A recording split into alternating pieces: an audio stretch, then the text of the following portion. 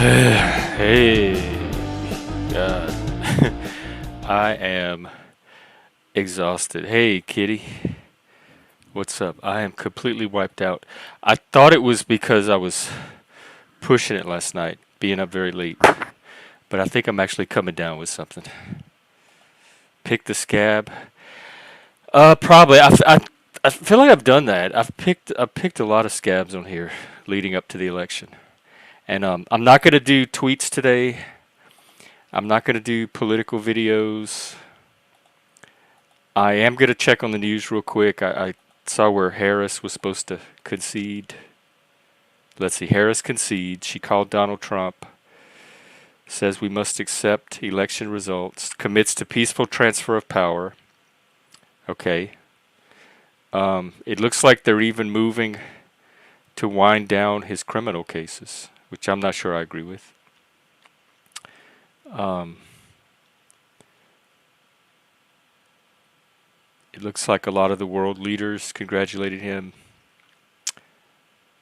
Netanyahu swapped out his defense minister, and that's causing a lot of controversy, but I'm not sure the details. I haven't looked into it.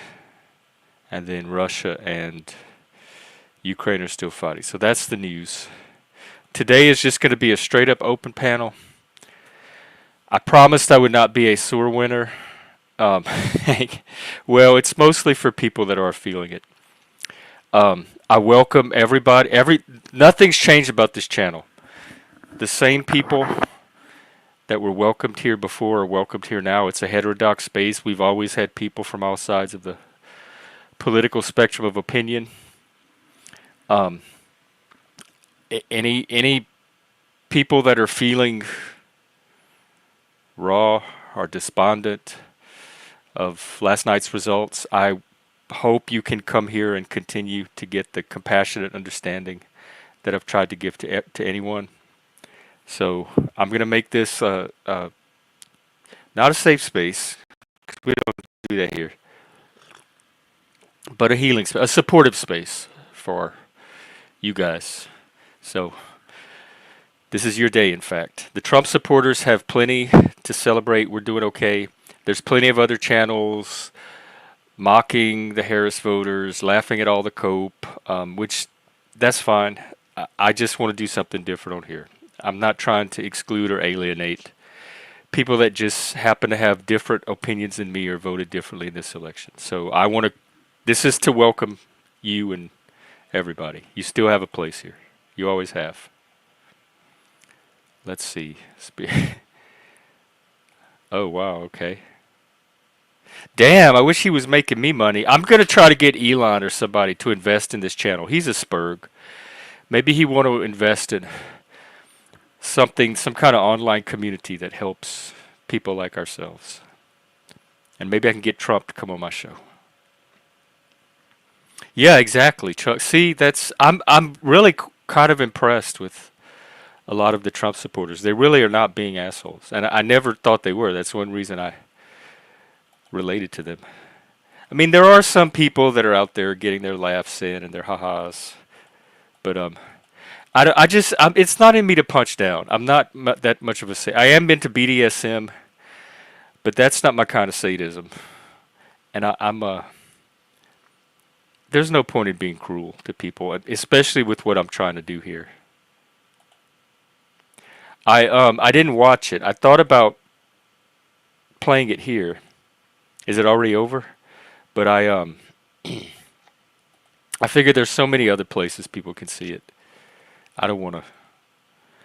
I don't want to inflame any more feelings that like probably the next few days are when they're going to be at their most intense. So for once in my life, I'm being mindful and respectful of other people's feelings. Hey, BT, BSBT, what's up? But I do. This is the open panel. I have my link information in the crawler. I set a goal. Oh, also, it's Survivor night tonight, so I don't think this. I'm not going to keep the stream going very long. I'll do a couple of hours, and if I get, what is it, 5 super chats at $5, I'll keep it going an additional hour. But other than that, I'm gonna wrap up and do an early stream today because tonight's Survivor night. I have a lot of TV watching to do. We watch it live in the Discord. Anybody's interested, you can join us there. And like I said, I don't know what's wrong with me. I was feeling weird by the end of the night last night, and I woke up still kind of feeling that way. I hope I didn't catch Joe's whatever he got. Oh, thanks, BS. You too. Have a good day. Um, it really is, and some of the tweet. You know what? I think I maybe will show just a few tweets because they're informational. Um, Let me pull them up. It's the charts and graphs of the different support, how the support shifted. Stuff like this. Um, this is 2016, 2024. Looks like like the the black men shift toward Biden. I mean toward. Oh, this is for what am I looking at? Harris. How do I read these charts? Ah, I see. But see how the black men shifted to Biden, and they continue to shift toward Harris. But look, the black women support dropped.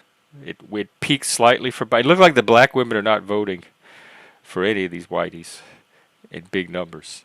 But the ones that did, Biden got the most, and then it dropped to Harris. Look at the Latino men. They were already trending.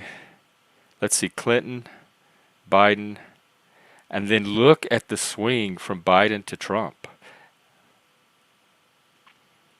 I guess I don't know the reason for that. The Puerto Rico joke seemed to not make much of a difference, but the immigration issue may have, and apparently that's on Biden. And that was Latino men. Women still see the women trend is still kind of toward Harris. Look at the white men though. Trump to Trump, but then they kind of leveled off their support a bit. And I wonder if this reflects like so many of the men on here that were staying home. If that's just a magnification of that trend. White women, look at this. They stayed steady the whole like look, white women are like the most loyal and stable Trump supporters of all these groups. Oh, I guess let's see. Oh, is this the Harris line? No, they did. I'm reading. I need to read the red line. I'm sorry, I got confused. So the Trump supporters, the white men, stayed stable, dropped off just a hair, and the white women dropped off just a hair. Latino women, Latino men, black men. That's where the increases came from. And then there's a few other graphs like that.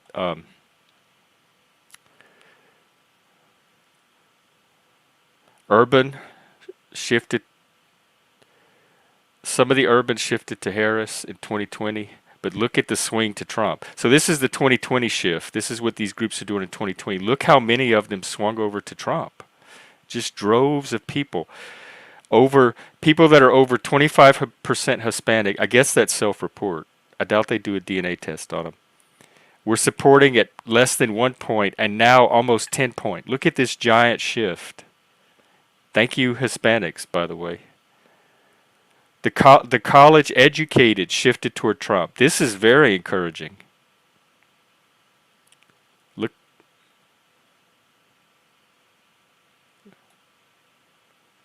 Wow. This was an interesting graph in general. It's nothing to do with politics, but this caught me by surprise. It correlates IQ with people that have degrees. So if you have a high school degree, this is this orange graph. They have, and this is the IQ axis. So they have your IQ. 100 is the medium, the mean IQ. That's the average IQ. And there's something called standard deviations that they measure it from. So how much your IQ deviates from this norm. And it's usually, depending on the test you're taking, 15 points is usually the deviation. So if your IQ is like 130, you're considered 2 standard deviations away. Even 115 would be 1 standard deviation away. I had not realized this was the IQ distribution for degrees. So People that have high school and some college are below the median IQ, which is fine. People with a college degree, non-graduate, are slightly above the median, and people with graduate or professional degrees, maybe it looks like it's under one standard deviation still. So these are your graduates, your professionals, your PhDs, and I'll just tell you, my IQ is out here somewhere. A lot of gifted people are because if we're, well, Mensa and a lot of gifted programs, 130 or 140 is the threshold to even be in those groups.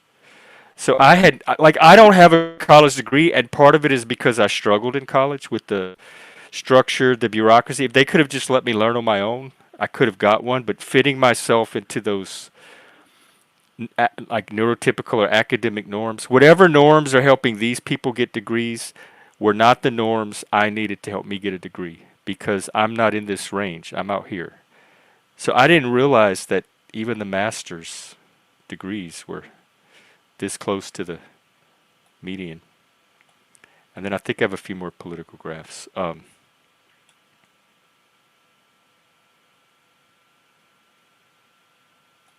Oh, this surprised me. Look, this is the current breakdown of 55% of white people supported Trump, 12% of black.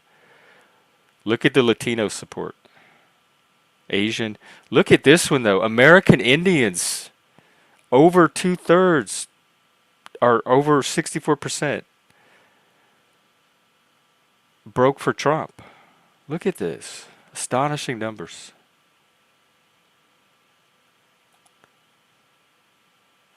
Like I don't know what kind of I guess that's it.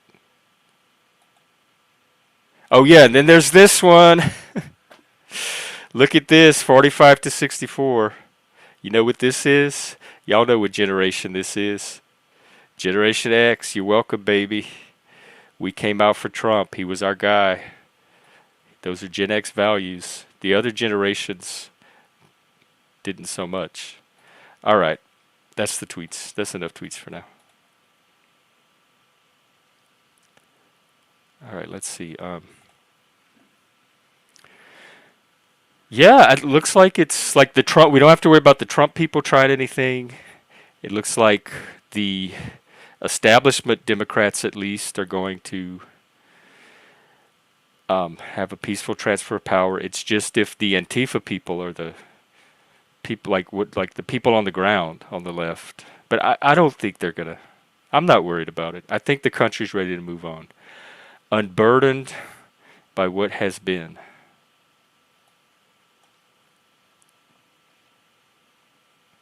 I was. It was. It was. I remember after I was traumatized. I had to take drugs. And the next day, I remember me and my liberal friends gathered at this little park at night in the dark. We were like standing around the playground. I think we had candles, maybe just lights. Just in misery, just commiserating and like trying to figure out how it could happen and what were we gonna do. Yes, men are this. I woke up today feeling like it's okay to be a man in the United States again. Men can finally be themselves again. It was kind of like when gay people got to be themselves after marriage. Not that we weren't doing it before, but like officially be ourselves. I feel like like not even just white men can still be men. You still have value. You're not these toxic monsters that everybody hates and is freaked out by. I think the country validated you and how much we appreciate you and how important you are to us. Yeah. Well, Chuck, it looked like the because you had all those states that switched to Trump in 16, and that's what I got caught by surprise by was like all those Rust Belt swing states. But then it looks like they all switched back to Biden. I mean, they switched to Biden after 4 years of Trump, and after 4 years of Biden, they switched back to Trump. Is what happened. It looks like to me, and Georgia too. Georgia did Trump, Biden, back to Trump. Michigan, Wisconsin, Pennsylvania, I think Arizona, did Trump, Biden, back to Trump. So it was people, it was the swings. That's what swing states do. They swing. They swung from Clinton to Trump. Let's give him a chance. They swung from Trump to Biden. Okay, we've seen Trump. We've had enough of him. Let's give Biden a chance. Oop, nope, back to Trump. Hey, Jeff. Yes, it is. I woke up. I woke up today feeling normal, as normal as I could ever feel. Like when I went to visit Louisiana last year, and I said how normal I felt being down there. Like I didn't have the same struggles with social norms that I have up here in the same tent. Up here, it's like swimming upstream. You definitely feel your minority status up here. And in Louisiana, I just felt normal. I could walk out of my house and I felt just like everybody else around me. I could communicate with people very easily. And I felt that this morning. I felt like finally I feel normal in America again. I feel like I can be an American. I can be a gay male. And I don't have to have all this it's like self-consciousness about it anymore. This is my country still, and I can openly just go out and be myself now. It just felt normal. That's how I can think to explain it. Yeah, I saw that. They're gonna wind down those laws, which is a credit to them. We don't need that. If we truly want unity, we don't need that hanging over his upcoming administration.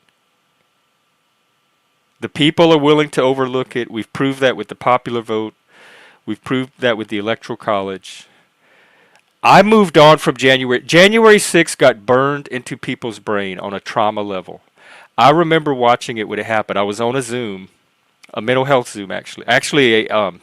It was mental health professionals, but it was ones that were pushing back against wokeness. So it was mental health, but also political.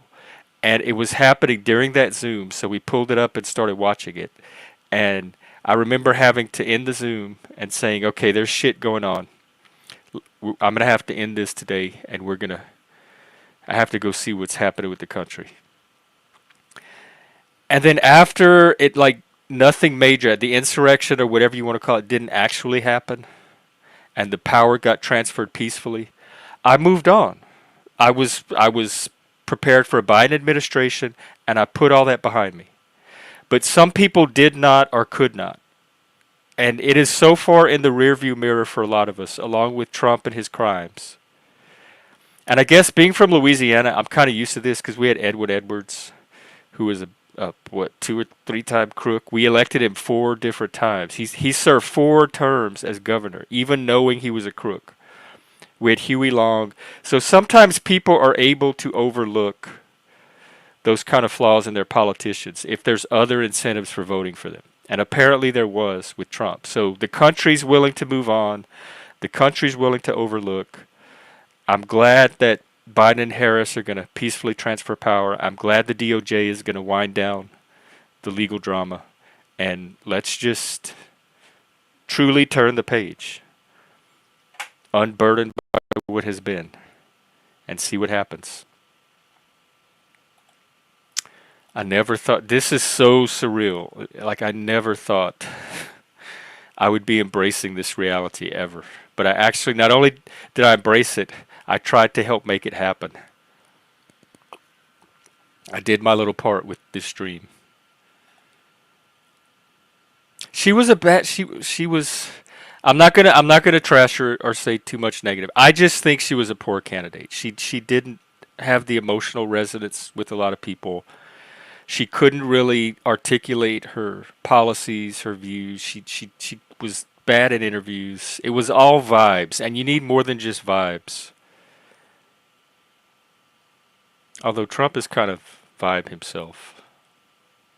Yeah, I'm not worried about any of that at all. I think my gay marriage is safe as soon as I find my trad husband.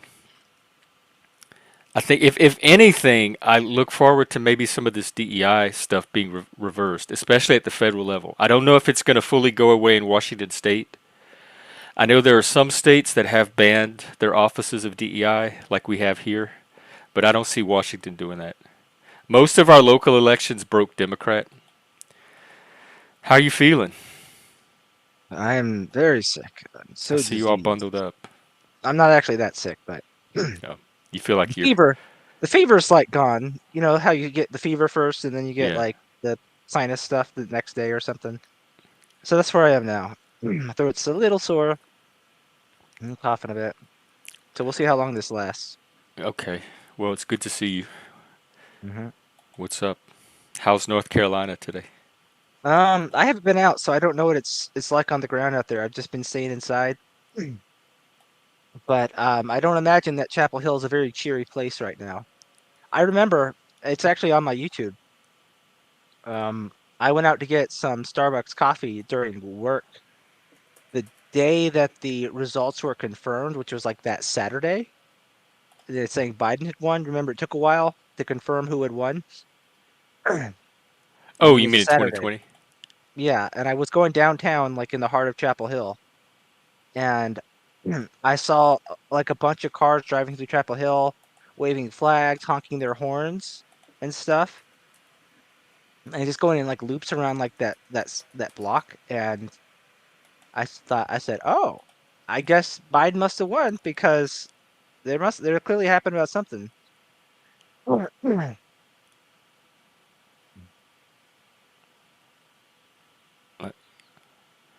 So yeah, I don't imagine they're very happy today, but they're probably I going saw one to tweet cry. about somebody went out to walk the dog or something. They saw a truck driving around with a Trump flag. And they felt like, oh, what a relief. People can drive around with Trump flags. That way, like, they don't have to, they can be open about their Trump support and not be demonized anymore. Hooray! I did just speak to my father about the election. What's his, did he vote, first of all? Oh yeah, he voted. He's a loyal Democrat. How's he doing? He's taking it well. Um, you know, I was pretty frank with him. I was like, because he knows a bit about my situation. I was like, when I got chased out of that law firm, there was no Biden policy to say, no, you can't do that. Joe's job is safe, right? And not only was there no Biden policy, but there was no Democratic nominee in the foreseeable future who would fight for something like that. That would like protect your job if you're not woke, right? And people were voting on their jobs and such this election. Not just from like cancel culture and like crazy HR DEI policies, but from inflation and wages not keeping up with it, with jobs going to immigrants, with there's lots of ways to split the job question, right?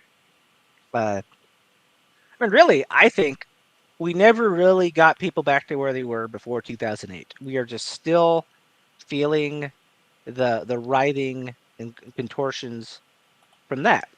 And a lot of the jobs that were created under Obama were part-time jobs. They were not career jobs. They were not jobs that paid as well as what people had before. And people wanted to get their lives back together, and it wasn't happening. And whenever anyone has tried to talk about that, for what is now, I mean, what the 2008 recession was 16 years ago now, they get demonized as like, oh, well, you just um, are a white man who doesn't want to lose his power, and it's like, no, it's they want to be able to pay for shit. They want to be able to like keep their life going, right? Like that's why JD Vance was Trump's running mate. Remember the guy who wrote Hillbilly Elegy. Not every white people is the fucking king of the world. Like that's not how it works. Right.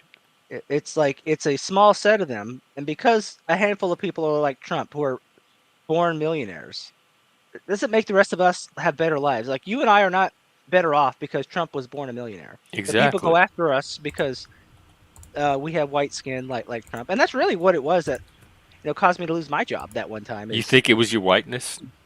Like, even more than your absolutely maleness? 100%. I know what my coworkers said and thought that they could get away with much more shit than I could. I didn't even try to get away with shit. But like and there were coworkers who were openly hostile to the idea of white men at work sometimes. Okay, I'm not kidding. So Well, that and then of narrative, course, just like if you look at the results, that narrative doesn't hold anymore. Hopefully, it's the end of all that crap. well, clearly the people who America's are not a bunch of racists. Hey, Hank. clearly the people who are sucking from it, right? Said I'm gonna keep my head down, but I'm gonna vote. And that's what they did. Well, I wanted to present something in relation to the statistics real quick. I All just want right. to show the popular vote. So In 2020, Trump got two. What goes 74,000. Is this is 2020? Yeah, this is 2020. 74,000 or so. 74 million. So yeah, 74 million And uh, uh, popular votes. And let me switch the tab. And in 2024, Trump only got 72 million. so it's the support for the Democrats dropped more than the Yeah, Yeah. it popular was a vote turnout increased for thing. Trump. It was They're turnout. turning away. This election to me was a referendum on the Democrats and their Yeah, platform So and their I think there were a values. lot of people who are like me, Jeff, who just didn't vote. Yeah, Um, the turnout was really low. So it's not that Trump is super popular. It's that everyone was less popular than before, as people just didn't care. That's what it looks like. People were checking out of the Biden-Harris administration. Yeah, in fact, I pretty much didn't care either. I went and voted anyways. I just said, okay, I'll just fuck it. I'll just do something. But You didn't vote either? I did vote. Oh. I actually voted against Trump because I voted for Trump twice and he screwed me. So I just took it personally. What did he do to you? He didn't run his freaking administration, didn't follow his promises that he gave me in 2016. So, for example, he didn't build a wall, make Mexico pay for it. He didn't even run his administration. He spent his time on Twitter. Like half his cabinet hates him, and actually endorsed other candidates. So he didn't really do his job the last time he was there. Maybe he'll do it this time. But That's I just fair. take it Fair personally. enough.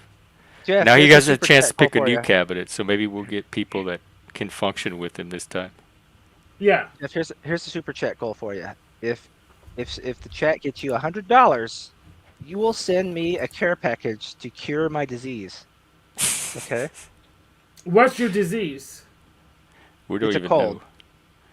But You pretty sure it's a cold? It's the greatest cold you've ever seen. The doctors were telling me nobody could handle a cold like this. Nobody. It's amazing. God must have a purpose for you that you have survived this cold. I think is it the Mexico didn't pay for it thing? Well, there's a bunch of other things too. Zacharici says, I'm crying. No, I'm not crying because I said before the election that policies are virtually the same. It didn't really make a difference. Except for DEI. If you read his executive order on DEI, hopefully he'll bring something like that back that won't get shot down by the courts. Yeah, It was hopefully. beautiful. But did you know that I actually got recruited under a DEI program under the Trump administration to my current job? So you can't You're a trust them DEI there. hire? Technically, even though I was actually good at my job and I got promoted. Yeah, it does. It sounds like you're better at your job than a lot of people doing it. Yeah. So that to me that's merit. Under Trump. I'm DEI hired under Trump, so I'm telling you, you shouldn't trust them in this area. Here, What IG DEI has some chicken soup for you. Which, if you have some, that's not a bad, especially if it's homemade. If you can get somebody to do you some homemade chicken soup. I had 2 big jugs of unsweet tea, and like I basically had drank it all right at the time I got sick. I had like enough for like 2 cups left. Oh, So yeah, you guys can send me jugs of hot tea. Well, jugs of tea that I can heat up and make hot. hey, do you have a Cash App or anything like that? I do have a Cash App. I'm not Maybe. actually begging for money, but if people want to, Yeah, maybe let's throw it out, see what happens. Okay. This is a community. It'd be interesting to see. It's like, hey, you guys want a tip for stock information? It is No. the panel is called "Let the Healing Begin." I'll is. send you some money, but I'm sure you have way more money than I do. Oh, Yeah, don't. It's all tied up in stocks. Jeff is correct. My money is working. I can't just pull it in and out like easily. Can't take it doesn't off work. the job. That's why it's investing. But I had to send you money to prove I'm not racist against white guys, so go ahead, put it up. Oh God! Hey, Okay, you don't have to do that. Hey, untrackable. That's an interesting way. It's reverse reparations. Hey, good to see everybody today. You too. How you doing? I'm doing really well. Joe, if you drop it in the back, I'll put it in or you can just Yeah, type it in the chat. I'm typing it right now in the Okay. back because that's what I have up. Maybe it's good for people to have this just in case they want to support my channel anyway, right? Yeah, you could put it on your channel and on a ticker like I have. Maybe I All need to right, get into here the is habit of Joe's doing that. Cash App if you want to send him anything. And mine Yeah. is in the crawler. I swear, if people do send me something now, I will only spend it on cold-related stuff. So I'll get like medicine and soup and shit like that. I won't go and get myself like some new clothes for this redhead I matched with on eHarmony. Oh, tell us about that. I mean, she's a redhead on eHarmony. I just told you. Well, tell us Um, more. That gives us very little information. I'm sure there's more to this story that she's redheaded. Let's see. I don't know a whole lot about her because we haven't gone on our first date yet. And if I don't get well by Saturday, I'll have to postpone. So. Oh, you have an actual date set up though?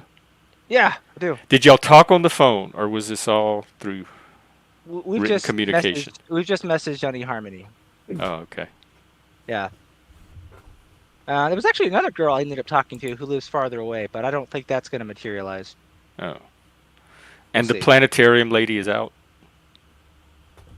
I would. She's going to nag me. She'd be mad that I didn't vote. Oh, okay. She's I more did of see a, some tweets about how Um, from women saying we need to stop dating men and withhold sex to all men that voted for Trump. yeah. So. Well, does that mean I get free sex since I didn't vote for You Trump might. this time? This might help your market because you didn't vote for Yeah. Trump, so I did, but not that this eliminates year. a lot of your competition. Go find those women if you think you Yeah, can. but according to them, put not up with voting them. is the same as not voting for Trump. I know this spiel by now. That's how they think. You got Trump elected because you didn't come out and vote for Kamala. No, wait, they don't speak with that much bass in their voice, so that's not a Yeah. good Democrat impression. Well, yeah, I didn't vote for Trump this year. In fact, I did vote for Kamala. So you better put out, or I guess you support Trump, right? Yeah. Oh. Doesn't it sound kind of weird as if to insinuate that women don't enjoy sex? Because I mean, would you punish yourself because of the way somebody else voted? Would you deny yourself that human interaction because, oh, motherfuckers be voting a certain kind of way? I'm just gonna withhold it and never get mine. You know what I'm saying? Well, you don't understand how this works. They voted for the cuck, but they'll give it to Chad no matter who they vote for. They'll give it Oh. they'll give it to Trump himself, to be honest. But not to you if you voted for Trump. Yeah. Was it the 666 rule? Yes. Fuck who you vote for. I'm sorry, Man. raunchy, but it's funny. And there's even some gays for Trump. I saw Joe. Joe found me a gay for Trump.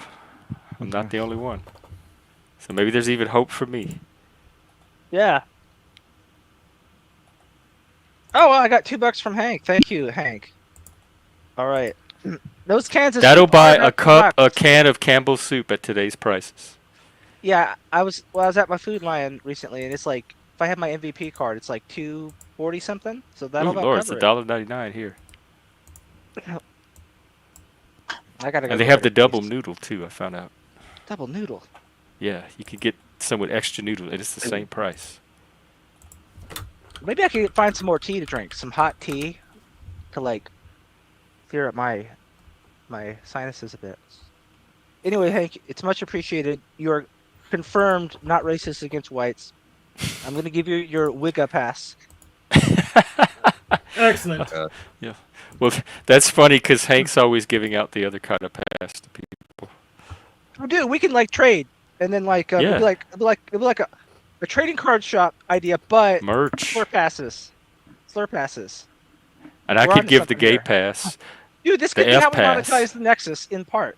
Okay, Yeah. giving out passes. I think there's potential for that. We talk about how to get this making money and everything, and I keep joking about merch, and I have all these ideas for it, but that's not that's a legitimate option if we could get something off the ground. So what would you give out? Jeff, like a fag pass or something? The F pass. Yeah. Okay. At least that would. Contract. What would you give The out? Spurg pass is kind of complimentary just for being part of this channel. Everybody has the Spurg pass here. Also, I have like a bunch of T-shirt ideas that I've stole from panelists and chatters. Would you untrackable? Would you give out like a honky pass or something like that? I'm not qualified to do that. Okay. Jeff is though. The wig. Well, I give the coon ass pass too. There you go. That's some shit right there. I mean, I guess the best I could do would be like a bearded pass. Yeah. But rather than actually give you a pass, I'm just going to put my face up against yours for about 5 minutes, and you can feel what it's like. Like a roller coaster. I rode the beard. Yeah, I think there's potential in because we are the new diversity. Like the Republican coalition is the new diversity, so we have all kind of passes that we could start circulating. I think that would be healthy for the Democrats. They need permission for that kind of stuff. I think that their uptightness around that is part of what works against them. I would say, I still feel like, and I've said it before, like, if I'm angry with an individual, like seriously angry, there's almost nothing I won't say. You know what I'm saying?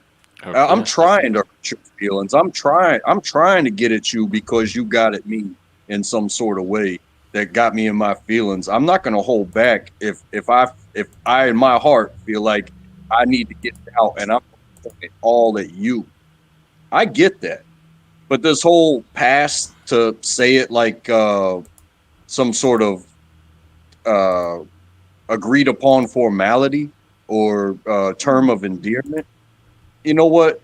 If you feel like that word doesn't belong to you, but you want to say it so bad, go into a dark room with no light and just scream it for like 5 minutes, and you'll wind up that it really has no power when you don't have a subject to send it to. Or just say it anyway. Of course, that undermines our market, but still. The surprise But is it has just no like- power either way. It doesn't work on me. None of your gamer words. Yeah, it didn't work on me either. I think it's more for them. It's like a pass for themselves. And So, their Hank, conscience. I want to make sure I was paying attention correctly. You did not end up voting for Trump, correct? Not this year. Okay, but you have in the past. Yes, those red hats there, those are 3 Trump hats. I voted for him in 2016 and 2020. Okay. And then, did you not vote for Kamala this time, but you didn't vote for Trump either? I did vote for Kamala this time because I have a Okay. personal grievance with Trump, and I want to punish him. Gotcha. Okay. Just like like half his last administration does, at least. I'm so glad because in this campus group where I've been active lately, I met with one of them like privately. We talked about election predictions. We both predicted Trump would win. Then I went in our group me and I said, Liam and I discussed election predictions. Our expert analysis found that Trump will win the 2024 election. We told the whole group me for the club that, and now we don't look like fools. Yeah. Well, we'll see how much that takes. There's a lot of narrative, like doubling down on existing narratives. Like to me, it looks like denial. Like not. It's what happened with Russiagate in 2016. Your brain starts to find some kind of explanation other than the actual explanation because you either out of touch and unaware of what the explanation is, or you just don't want to accept that truth about I'm the gonna rest of say- America. I'm going to say one thing about Russiagate is it was not helped in that it did look very suspicious. So it was something that was very just the way Trump acts and his people around him act. Like we talked before about how we're sure Trump has done crooked things before, right? One of the things is that like that was always been a problem with Trump is that it's very easy for him to look like he's up to something because he's so unfiltered in everything that he says and does that him just shooting the shit with the wrong people can look like a nefarious connection, right? But also, people are already primed to see that nefarity as Yes, it is. So and he's been convicted of actual crimes. yeah, that he has. He is a felon. That's not going to change. We have President Felon in the office. But the thing that took me off of Russiagate more than anything is realizing that even without Russia, even without interference, those states probably would have swung the way they did anyway. He didn't need Yeah. Russia. That's not the reason he won. The reason he won is because the voters themselves voted for him to win, and Yeah. I couldn't But understand that in Yeah, 2016. the Russians didn't care. They hit every freaking hole open, so the Russians didn't have any effect because They might have influenced, but I don't think the influence was decisive. I think they, the voters themselves, there were enough of them swinging that it, way anyway. it was just noise. What Russia did was just noise because they Yeah. pushed for everyone. yeah. One thing I will say though about Trump being a felon is just Elon with an F in front of it. Well, did he? Are they going to sentence him, or is that going to be taken off, thrown out with all the other stuff? Let's see. Well, it really doesn't matter because knowing Trump, he's going to do more crimes when he's in office, like he always does. So I'm not worried. It says the sentencing is scheduled for November 26th, so in 20 days.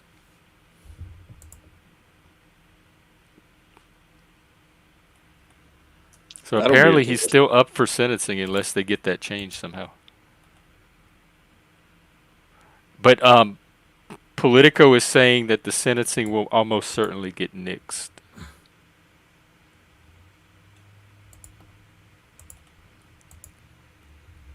Whatever they're basing that on. Yeah, that'd be fun to see. I think he's just going by the fact that any reasonable judge would probably not sentence the president-elect. Well, Yeah, that'll I be mean- fun because if he really feels that he's just immune to everything, he's gonna do anything he wants, like he is a king. Then they'll just say, you know what, we changed our. The Supreme Court will get the case and say, you know what, you pissed us off. If we change our mind, then they'll just throw the book at him. Oh, we got the House too? Because AP still has it as uncalled. We did flip one seat. We still need, well, they're not saying how much we need, but there's 41 seats left to be called. So we're not quite at 218 yet. Yeah, I remember the last time the Republicans had all three, the House, the Senate, and the presidency. That was 2016 to 2018. Yeah. And they didn't do anything then. And they didn't do it. Me too, because that was part of my nightmares. Oh my God! Not only did Trump win, they got every branch of government with it, but then they didn't do anything with it that really I had to be concerned about. So I'm like, okay, well, I guess it wasn't that big of a threat after all. I wouldn't mind necessarily if the Democrats got at least one of the branches. I don't have to have the trifecta. But if we I get think it, the that'll most- be good too. Maybe we can get rid of some of the DEI stuff. Or they can make more DI stuff faster because so far I don't think the Republicans would do that. and I know they would. What do you think they would do, DEI related? They'll probably just keep the status quo. Maybe they'll go slower than the Democrats did, but they'll just ease up the same stuff. Give it just less new funding they would have gone if the Democrats were in there. So. Because there's already talk of the eliminating the Department of Education. Okay, well, I dare him to do it. I hate that department. I dare him to do it. I would say if he starts with the IRS, I'll believe him about everything else. The IRS is not going anywhere. Yeah, or the Fed. I believe him. Or if the that's Fed. Okay. Yeah, neither one. He might downsize some of those bloated bureaucracies, though. Oh, will he audit the Fed or release the rest of those Kennedy assassination documents that he didn't finish releasing last time he was president? Because he said last time he was president, he said he was going to release those Kennedy documents, and he didn't get it done. Biden finished the job, so is he going to finish the job on that? Hey, Mr. B. And I think Oh, it'd you be mean kinda if he fun- has a single impeachment, then then we're with Vance. I have no problem with that. If they get Trump out somehow, we're left with Vance. I'm just as okay with that. Maybe even better.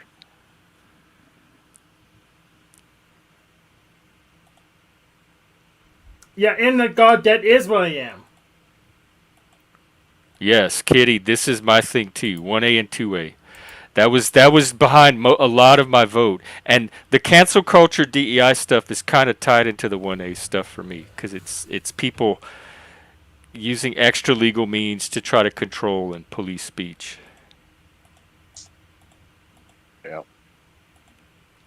I don't know about those other departments, but I do know that the Department of Education has been on the table for a while as a possibility. I'm not sure we need it centralized at a national level. We do not need it centralized. It needs to be decentralized. Do you Because think I you would was do something teaching when No like Child Left Behind started, and that was that Yeah. Common Core, and I watched that affect education in a negative way. Didn't W implement that? Yeah, that was It was W. W. And W And implemented that college thing where the federal government holds all the college debt so you can't dismiss it. because that's when they started to they like the local schools were individualizing the education less to the type of students that they had, and they were all teaching to this standard curriculum that was being set by at the federal level. And I noticed the shift in not only content but teaching style. Yeah.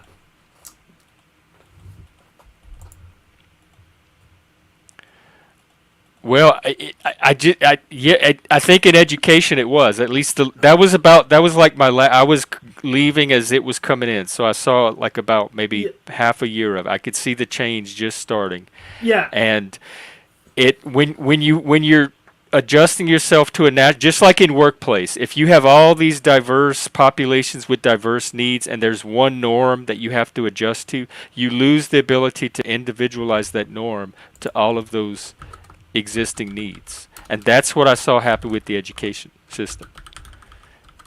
Because at the local level, you could customize your education better to your particular students. But having a centralized standard makes it harder to do that because it competes with the kind of teaching you would need to do to individualize it. You kind of have to adjust your teaching style to a norm that's different from what you would normally adjust it to if you were just focusing on your local population. Yeah. So, yeah, a national standard would be a bad thing in education. We need more competition there. The same thing for healthcare. We should have cross-border health insurance, including international borders, if we could figure out the transactions. So, And I don't mind like some basic curriculum standards. Like you have to know how to read at a basic literacy level at this grade or do math at a basic level at this grade. But I think it needs to be very basic and very loose and very flexible. But I don't think you compromise on things like literacy, mathematical literacy, scientific literacy, etc. There's basic literacy standards that I think do need to be in place.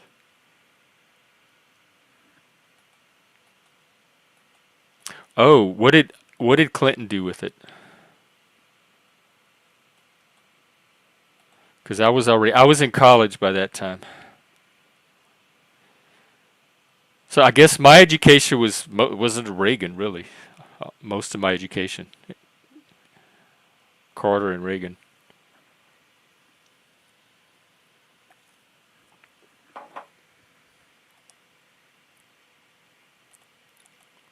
Yeah, I know. I have teacher friends. I had a really good teacher friend, and I I might have lost her friendship over it. I'm not sure why we drifted apart, but it might have been the conversation we had over literacy standards. And she couldn't believe I like at a junior high level, let's say sixth grade. My argument was that the kids should be able to read by sixth grade, and she couldn't believe how insensitive I was to the reasons why some kids might not have achieved literacy by sixth grade. And I'm like, if you can't read in the sixth grade, that is unacceptable. There's absolutely no excuse for that. There's no kind of compromise you can make on that. And I think she saw it as like cruel and insensitive to minorities that struggle to be literate. Well, send them to my classroom. I mean, I can teach them how to read. How much tolerance do we give somebody just because of their social demographics when it comes to something as basic as literacy. Right. I don't remember learning to read. I've just always known how to do it. But everybody I went to school with, and this was rural Louisiana, I would say by first, second, third grade, we knew how to read. We were coloring our alphabet sheets. That's back when we learned cursive. In second grade, everybody in that class knew how to write in cursive. I I remember remember we learning how do to like read. a letter each day. We do the capital and the small. We'd go up to the board. We'd all practice it. All of the kids could write cursive. I'm going through this right now with a 6-year-old in the first grade, and just sending your kid to school and expecting them to send your kid home writing letters and reading, it's that personalized attention. So from what I've seen in my education process is they've inflated the classrooms to where you can't get that personalized attention. You're just getting the stuff put in front of you, but then they're not getting the reinforcement at home because honestly, if you're in a home with two parents, you're lucky, but chances are both of them are working. But are they still going to spend the time with you to sound out every single word and elevate yourself with that constant repetition is the father of learning. And so whatever it is that you need to learn, yeah, you're going to have the color sheets and some programs and some teacher interaction. I'm thankful my daughter's in a smaller classroom Yeah. with the school that she's at, and it is a public school and they're doing a good job. But it's still on us as parents to make sure that they understand that reading doesn't just stop in that 1 hour lesson of handwriting or reading or math or whatever it is. It continues on throughout your day because I read, I have her read the instructions on her little macaroni and cheese buckets. Oh, It's like, okay, I'm gonna sit here and you're gonna write these words. You remember when we used to have to write each word like 50 times or whatever, and then you would have a spelling test, and it was yeah. like, why are these tests so easy? Well, it's because you wrote the exact same word so many times, but you did that just in one sitting. But if you also go home and your parents or your guardians or whoever is with you continues everything you need to do, you have to read. You have to read the instructions. You have to read the recipes. You have to associate words with objects or actions or places or sounds. And it really does help uh, because if you're not a parent, you can't expect any system to replace you. Right. Exactly. And um, shit, I forgot.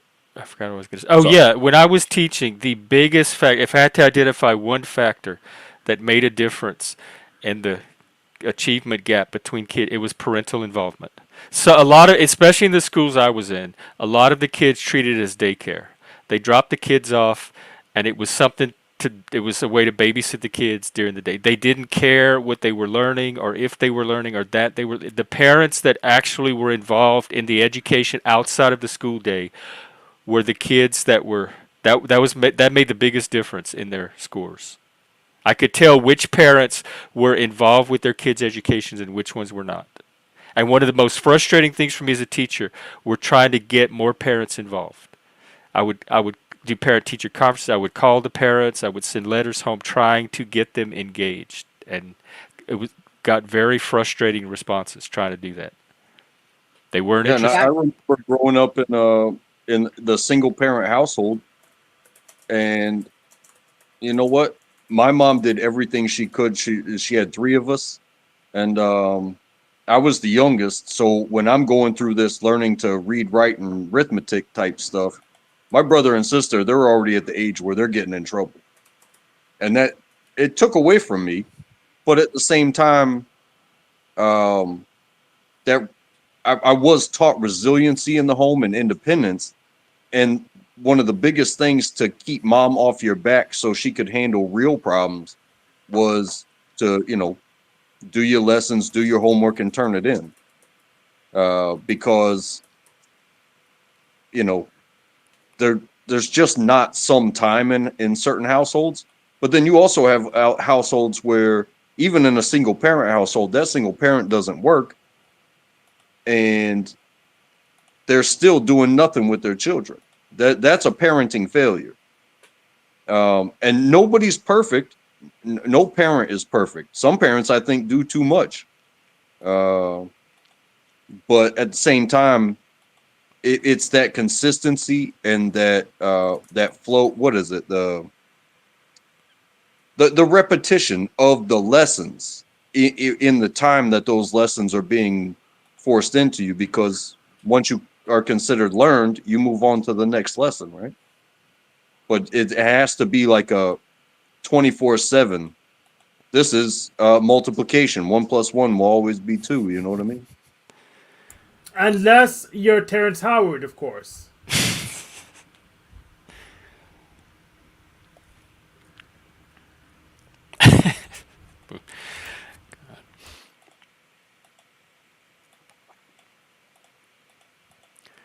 Well, I'm very open-minded, and we'll see what they come up with. I don't expect to like everything, but I'm at least more hopeful that more of my values will get some attention than under the other administration.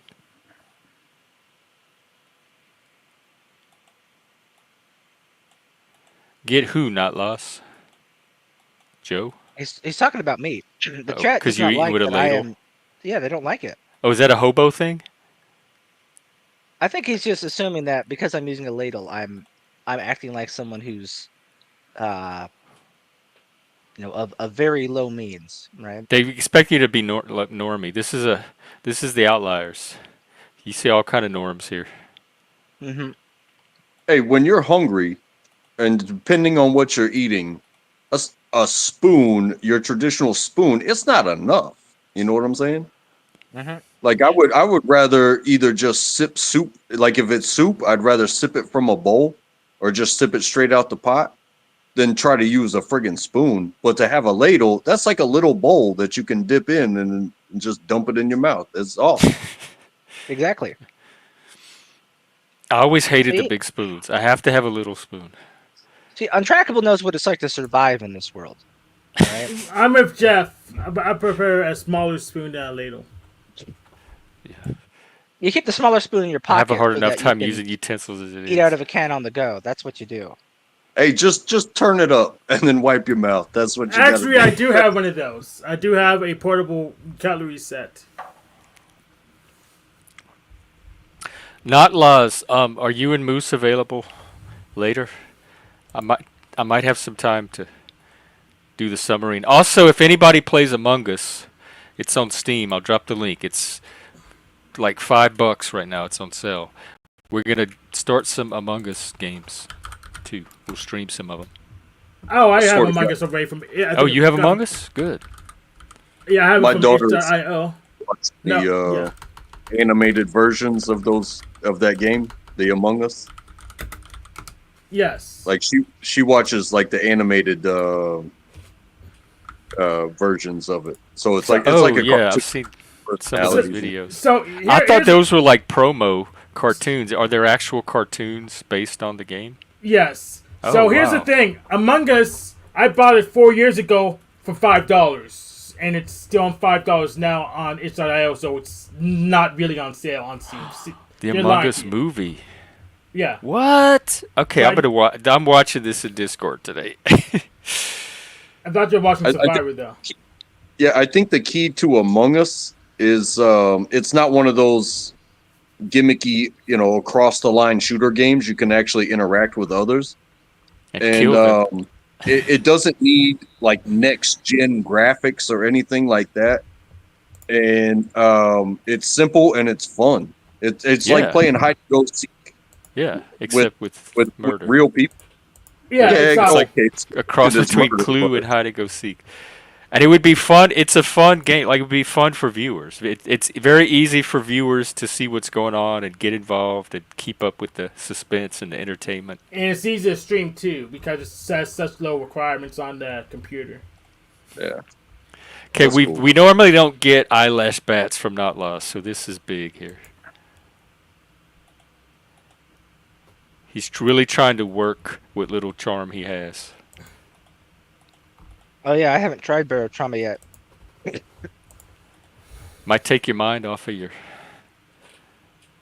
illness. I still Not Lost. I still need my training. I'm in special ed. I'm not fit to be on the ship with the rest of you yet. I thought we were gonna make you the freaking admiral because you have such a high IQ. Well, he said that even as the captain, I have to know how to steer the ship and everything. I don't trust myself to do that. Most of me playing the game was Moose and Not Lost saying, "Come over here, Jeff. We need you to do this. We need you to do that. Shoot this monster." And me saying, "How do I get there? How do I work that? My man is running into a wall. I'm walking backwards. How do I make my man go forward?" Like that kind of stuff. It was Well- that much of a competency gap.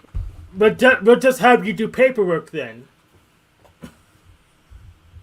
Just like the real military. As long as I get a sexy outfit. I was security, and they have the least. Like, Moose had a really cool outfit as the engineer.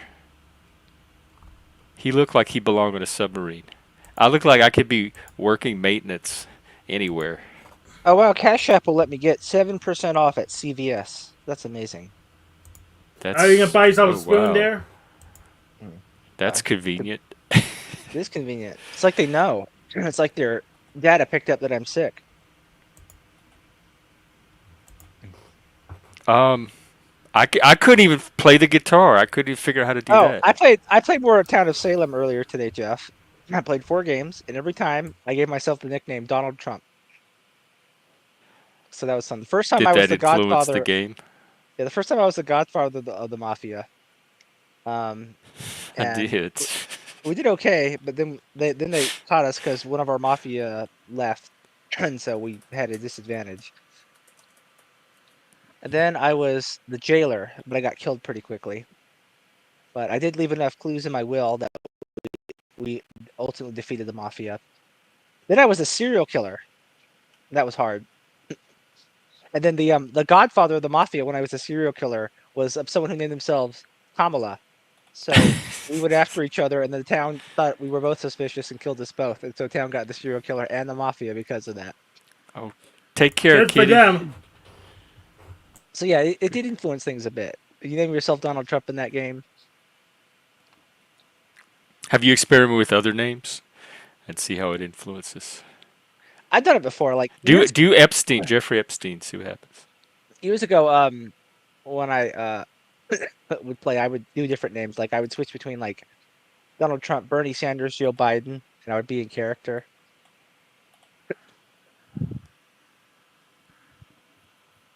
Like when I was Bernie, I'd be like, "We need to make the mafia pay their fair share of taxes."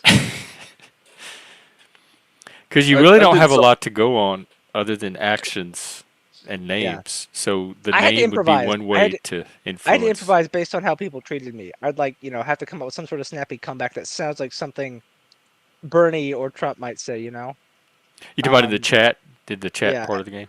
Yeah, and I would do this while streaming it with my friends in the server. And somehow I was always able to be in character and think of something clever to say. I don't know how I did it, but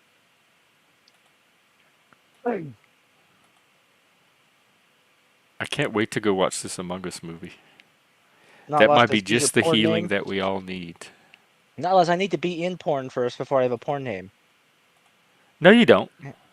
How could I have a porn name if I'm not in porn? I need to be in porn. You have can to have a have strip, it. You can have a drag name, a stripper name, and a porn name without the. In fact, I remember in Vegas, there's a system for creating your drag name. I forgot what it was. Let me think. It's your first name. I forgot how you choose it. There was an actual system, like the place you were born, your first grade teacher's first name, or something like. Mine ended up being Jeffrey Rochelle Beaumont, even though I wasn't born in Beaumont. Hey, what was the last one for the last name? Beaumont. No, how you? What's the I parameter? don't remember. I think it was some kind of place name because the middle name was a girl's name, and the last name was some kind of place name, and mine ended up being Beaumont, but I don't remember how So I have a question. it got to Beaumont. If you're trans, is your drag name your porn name? And your stripper name probably. I don't Yeah. see. That's the whole. I'm from the simple generation of gays. We kept things simple. That's the millennials could tell you. That's from the new 11-dimensional gay, trans plus population. Well, just like let's just say you're like a male stripper, but you do like drag on the side. Yeah, you know, your name when you're a male stripper. Let's just keep it simple and say you're just John. You're just John. Welcome to the stage, John. You know John, what I'm saying? especially if you're a girl. That would be a great girl stripper name. But Let's welcome but then John. other weekends you go up and you got the big wig and all the makeup and all the what do you call them, sequins, like you are flashy. You're not John anymore. Pick another fucking name. You know what I mean? Let me see if they have instructions online how to come up with a stripper name. Like Gina Strong. Ooh, they have a whole stripper name generator. They have several. All right, let's see. Joe, are you male? Are you a male stripper? Female, non-binary. Yeah, male. Male, okay. Actually, this just randomly generates names. I want one that gets more personalized input. Viper Steel, Cash Maverick, Blaze Thunder. Cash Maverick would be good for you. What's your Maybe favorite color? blue. I was gonna type blue. Do you have any specific themes or vibes you want your stage name to convey? Oh man, I don't know. That's a good I'm gonna put question. finance. Oh, okay. Generate. Oh, you have to sign in. God damn it. What? I got trapped. Tricked. Here's a free stripper. There's an AI that generates stripper names. Jeff, get used to that feeling. You're going to need it. Well, I am working for coins here. Maybe I need a panel name. Joe. Oh Dakota no, the Blue. other one, the one you said you got trapped. You're gonna need that emotion. Oh, save Mark the website. I'm. Oh no, you'll get back to me. Let me remind you. I have 3 Trump hats already, and I didn't vote for him this time. That's what I mean. Sapphire Joe. Blue Ivy, Stoxy Star, Finance Fatale, and Azure Angel.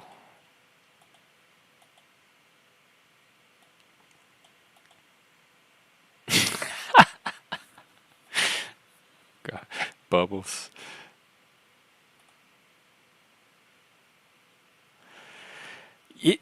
Moose, I'll pick it up. It just I need to learn the controls and I need practice getting. And once it goes into my muscle memory, I'll be fine. It's just going to take me longer to get it in my muscle memory. And what might help is if I map the controls onto the arrows instead of the letters. So I'm going to try that next time. Alan, we haven't seen you in a while. What's up? Alan, I've been watching UK Drag Race. They have a queen from Scotland there this year. She's a real bitch. Everybody hates her. Chanel O'Connor. She's from the Isle of Boot, and they keep calling it the Isle of Booty. Yeah, that's really all I need is like a lot of practice. And so maybe if there's a bunch of people playing, y'all could put me on something very low risk that I could just learn to work the controls with. Like I did pretty good shooting the creatures. I just have to get better with my aim, my timing.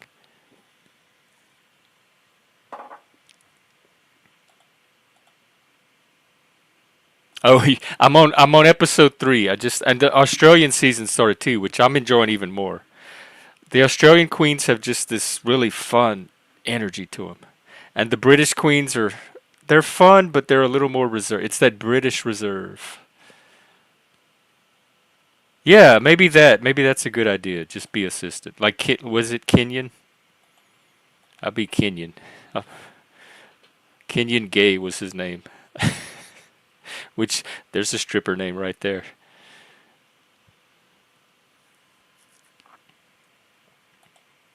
But would that be the male stripper name? Oh yeah, yeah. I'm not looking to Absolutely. transition anytime soon. I like my junk. No, you don't need to lose your junk to transition because it's just a label. Right. And now it's social transition. You know what I did during COVID? I think it was Mardi Gras. Maybe it was Halloween. We did some kind of online party, and I had my drag queen friend talked me into doing drag that day. And I had like a purple costume wig. I had some beads. I didn't really have anything to use, but I remember going in the bathroom and trying to put the wig on my head. It was all messed up, and I didn't know what to do with it. I played around with some jewelry. It didn't bring anything out of me. It didn't bring out like this female side or character of me that was waiting to me. It felt like Jeff struggling with all these costume props, just like I struggled with these video game controls. I was so frustrated. It was not me at all. I think I have a picture actually. I was Kitty Lemieux.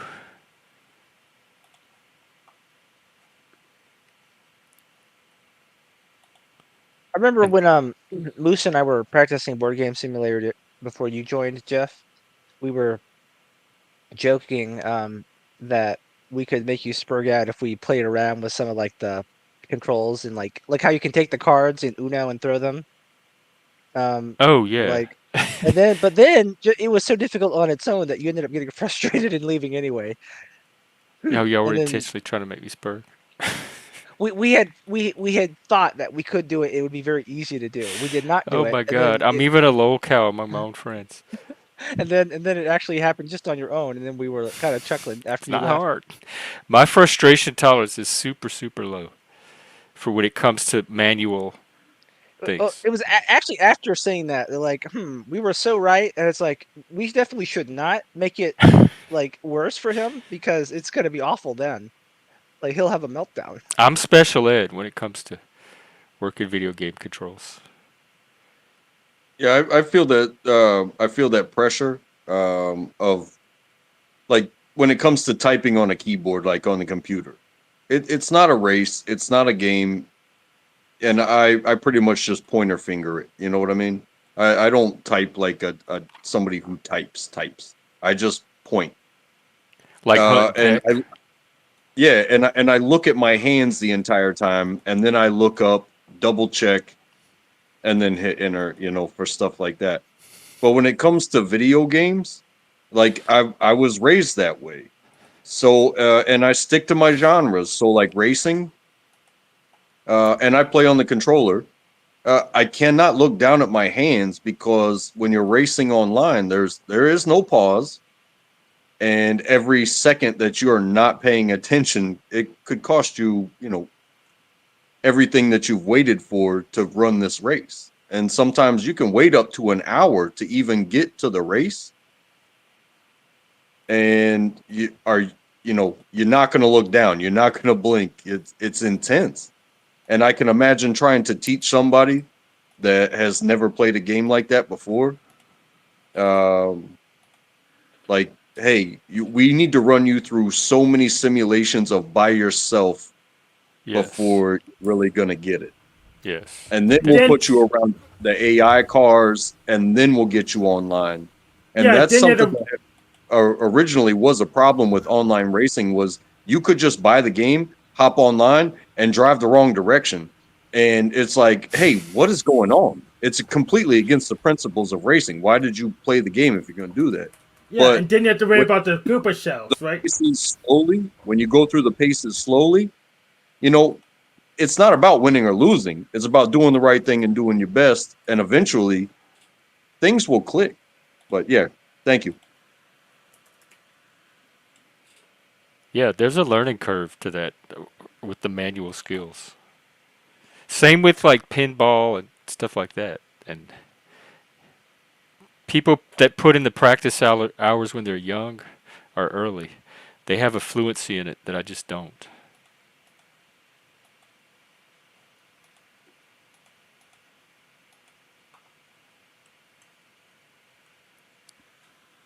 Yeah, I still feel like Gran Turismo back in the day before I was old enough to get my driver's license was that pre-simulator of not just the cars and hitting the buttons, but matching the numbers, the statistics that you get, like your tachometer, your speedometer, and what causes you to spin out. Like how tight was that corner? What does that do when you are going too fast? So it makes speed limits and those warning signs that say, hey, even though speed limit's 45 here, this one turn is a 20-mile-an-hour turn. If you hold 45 around that turn, you're not making the turn. You know what I mean? Just the ideology of it before you even see the crash videos when you go to driver's ed, all of it made sense before I even got there. Oh, you did you had like some virtual practice before you did your driving? No, it was just the video game. Yeah, Gran Oh. Turismo. You played Gran Turismo. Oh, you mean as a kid before you? Yeah. Oh yeah, we didn't have that. We had pole position, I think, on the Atari, but I never played it. We had that too, but it didn't exactly have the same Yeah, and I couldn't even play that. responses. You know what I mean? I didn't take driver's ed in school, and my mom paid for the state. The state had a program where you could pay. You took like a week of classes in driving practice, and so she paid for me to take it. And after I did my practice driving, they called her, and they said, we recommend that you do not let your son get his driver's license, and that you keep him off the road. Wow. Yeah, I was like probably in my early 20s when I finally got a driver's license and actually started driving. My drag queen friend taught me how to drive in his big Cadillac. He took me out on the back roads. He's like, girl, driving's not hard. I'll show you. Get in the car. We drove out to the country, and he took me in his big Cadillac, and I picked it up. That's all it took. I really Yep. was. It was the coordination thing. I didn't know what I was doing, especially when you get on the interstate and everything starts moving like hyper fast. Yeah, I got trained on Mario Kart 64, so the actual road seems slow to me. Yeah. And you know what? That's something to be said too, is like when you feel like you learned how to drive through the racing, like going as fast as you can, making time, being efficient and being clean about it. When it comes to translating that to highway driving, if you take those same principles, except, put yourself on a limiter to the speed limit or within the flow of traffic speed, you know what I mean? Because getting in front of somebody else doesn't get you anything. And we're all going to work. We're not trying to win. So if you can take those racing principles and put them into traffic, yeah, you might have a long, boring commute each morning. However, arrive alive, hit all the checkpoints, don't get too close to somebody. Don't think that getting that position is going to, get us all, because one accident, that fuck up a lot of people's days. That's the way I looked at it. I had a Hot Wheels growing up. That's the only experience I had had before. I was pretty good with it. But the thing that helped me the most, I was probably in my 20s. I had a friend that my sister's friend got a traffic ticket, and she was court ordered to take this defensive driving course, and it was all day at the courthouse. And she talked me into going with her because she didn't want to go by herself. So I said, all right, I'll go hang out with you that day. And I sat in the class with her while she took it. Oh my God, that was the best driving class I've ever. I learned so much from this lady that was teaching it. Like I finally got what driving was. I understood why we do it. We do everything just clicked into place from that class, and I learned how to drive for me and compensate for the driving gaps of all the other drivers on the road. And that class helped me more than anything. Yes, that's very important. Is you cannot control anybody else. And if they're in a different state of mind, if they're in a different state of training, if if they have something that's making them push it to the limit, just stay away from them. Yeah. Or sometimes you got to make you get behind a slow driving person. I'm not even talking about dead on the speed limit. Maybe they're going 5, maybe even 10 under on the highway. So you're talking about 50 and a 60 or 60 and a 70. Everybody else is going 80. Like, you have to wait for like the perfect gap because everybody's whizzing behind you or by you on both sides. And you have to be patient to wait for that gap, because if you force it, it's like, oh, to pass the slow person, I wound up, And that's illegal causing in some a states, slow thing. driving under. And the it's also internal locus of control. It taught me that don't rely and trust other people to do their part. I need to take responsibility to make sure I'm doing what I need to do, even if they're not doing their part. I have to take all that control on me and keep the locus of control on me as the driver and not externalize it onto other drivers and depend on them to always do their part.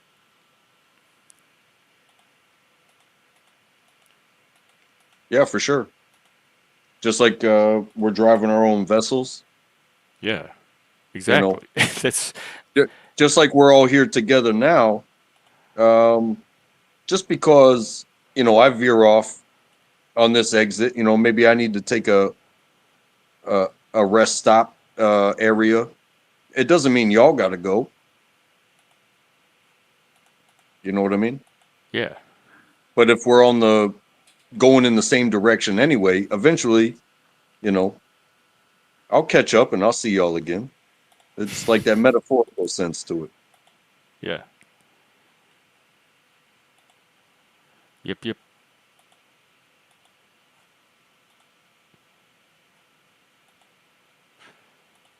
Good times.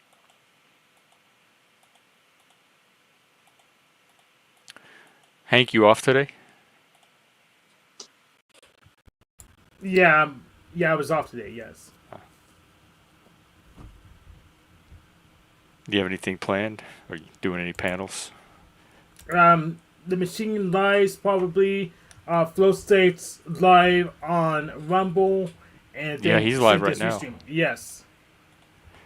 I saw your debate. You did some debate. Was it Steve McRae and some other guy? Yeah, and Jim Bob. I released those Yeah. as a single Oh, video.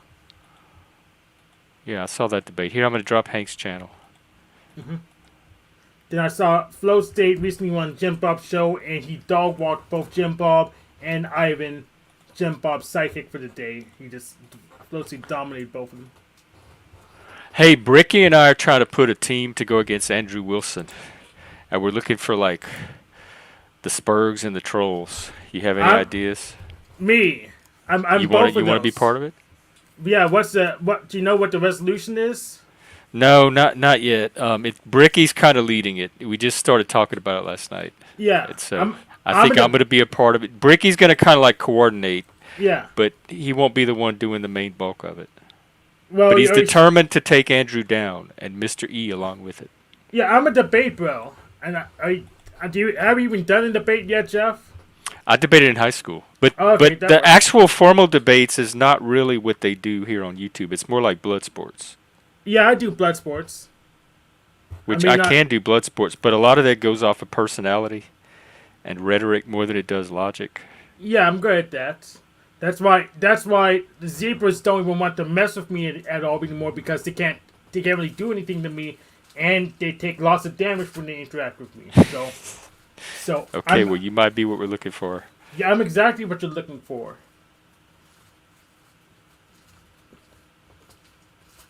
But yeah, you need to hold in that resolution, because that's probably that for any debate. The resolution is probably the most important thing. That's the pivot point of whether you can get that's where your rhetoric's gonna launch out of. That's the most important thing. My weakness is I rely on logic and I rely on the other people being logical and following my logic, and that almost never happens. Yeah, that's Ti. Well, you could. It may not be a bad thing, but you at least need to be able to present your logic in a way that's understandable to other people. So it may I don't not know be a why bad it's thing. not. It's logic. If you understand logic, it's perfectly understandable. I don't. So you're saying I need to present logic to people that might not necessarily know how to follow No, formal no. logic. Well, no, I'm okay if you people not been follow formal logic, but you better have your logic down pat because what I would do I do. is just I'll extend your argument till it's till there's a contradiction. I'll extend your metaphor till it's contradictory. Then I'll use the contradiction to get to the point in the code I want to get to. I'll make the contradiction and jump to wherever I want to go. Maybe that's what happens. They get thrown by metaphor. Like the metaphors take them out of the logic, and they start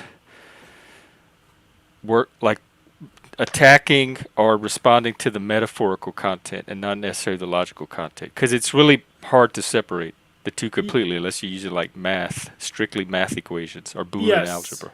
Yeah, that's why like physicists and computer scientists do just use the strict math because they want to be very specific.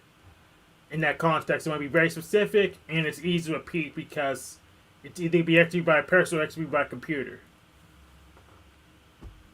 Because the AI seems to follow me just fine, so it's got to be something on. And my smart nerd friends can follow me just fine. Yeah, I can follow you just fine most of the time. So it's usually the other person trying to Yeah, take some kind of rhetorical advantage at the expense of logic, and that's what I don't always see coming. yeah. I do pretty much always see that coming though because I'm TE, so I expect that to happen most of the time. Oh, good, Alan. Yeah, we had a wild night. Bricky came and streamed to he's British, and he streamed to his channel, and all these British people started showing up, and as the night went on, they got to drinking, as Brits are wont to do. Um, I'm trying to think about this because I know logic is one thing. Like logic is just logic. It's used. It can be applied to different things, but there's really only one way to do logic. Yeah. Basic logic. Well, there's So context. I wonder, you're like if there's if like say like abortion rights or something is the idea.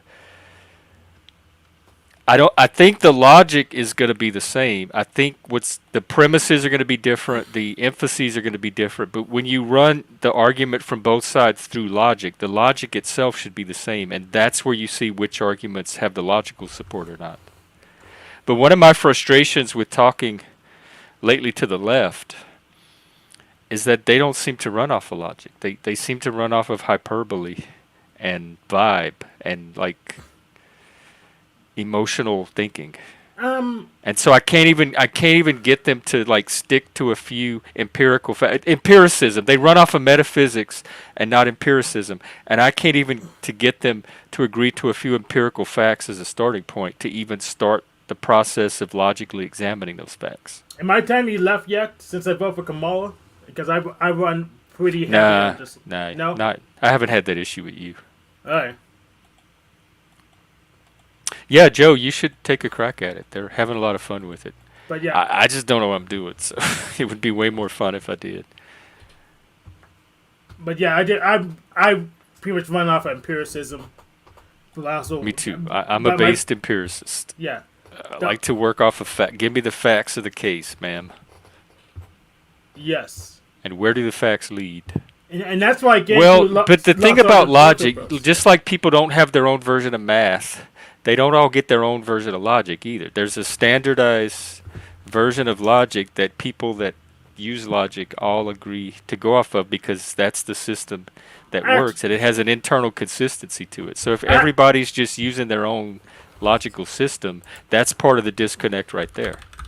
Well, you have to explicitly define your standard of logic then. That's where you don't have any miscommunication. If we say this is the system I'm using, so these are the rules, then there's no way out.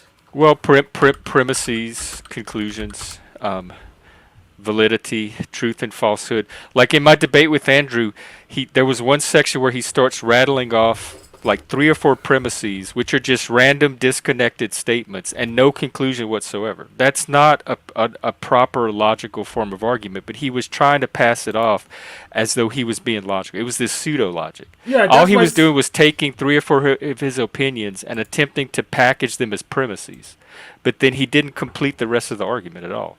Yeah, that's why I say, hey, rephrase that as a syllogism.